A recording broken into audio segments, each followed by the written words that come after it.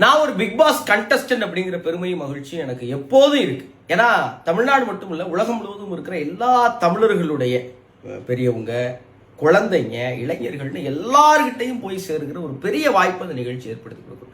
அப்படிப்பட்ட பெரிய நிகழ்ச்சியில நம்ம இருக்கிறோம்னா நம்ம எவ்வளவு பொறுப்போடு இருக்கணும், எவ்வளவு நாகரிகமா இருக்கணும், எவ்வளவு தெளிவா இருக்கணும், எவ்வளவு சமூக அக்கறையோடு இருக்கணுங்கிற எல்லாமே எங்களுக்கு இருந்ததா நான் நம்புறேன். ஆனால் இன்னைக்கு இந்த நிகழ்ச்சியை பார்க்குறப்போ ரொம்ப கஷ்டமாக இருக்கு. அந்த நிகழ்ச்சியில் அவங்க பயன்படுத்துகிற வார்த்தைகள், அவங்க நடந்துக்கிறது, இதெல்லாம் பார்க்குறப்போ எப்படி இவ்வளவு தைரியமாக அவங்களால இதை இப்படி ஒரு பொது மேடையில் செய்ய முடியுது, இப்படிப்பட்ட ஆட்களை மக்கள் எப்படி இன்னும் ஓட்டு போட்டு உள்ளே வச்சிருக்காங்கிற கேள்வியெல்லாம் எழும்புது.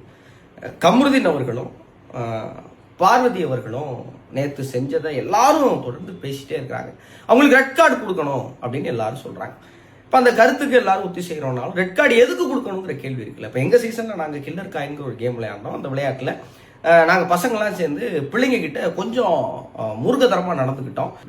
அப்போ விஜய் சேதுபதி அவர்கள் சொன்ன ஒரு பெரிய பாடம் இன்னைக்கு என் வாழ்க்கையில் ரொம்ப முக்கியமானது. நான் போகிற பள்ளி கல்லூரிகள் புத்தகத்தில் உள்ள மேடைகளில் இந்த வார்த்தையை தொடர்ந்து சொல்லிக்கிட்டே வரேன். ஒரு டாஸ்க் எதுக்காக வைக்கிறோம்னு விஜய் சேதுபதி சார் கேட்டார். நாங்கள் சொன்னோம் ஜெயிக்கிறதுக்காகனே, ஜெயிக்கிற வெறியில தான் நாங்கள் தப்பு பண்ணிட்டோம், மன்னிச்சுங்க. அப்போ அவர் சொன்னார், ஒரு டாஸ்க் வைக்கிறது நீ ஜெயிக்கிறதுக்காக கிடையாது, அது நீ எப்படி அணுகிறங்கிறத பார்க்கறதுக்காகனார்.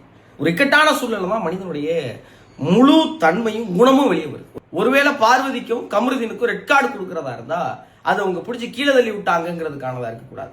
அது அவர்கள் தவறான வார்த்தைகளை பயன்படுத்தாங்க, தப்பான விஷயங்களை செஞ்சாங்க, ஆனால் ஒருபோது தப்புன்னு கடைசி வரைக்கும் உணராமல் இருந்தாங்கிறது தான் காரணமாக இருக்கணும்னு நான் நினைக்கிறேன்.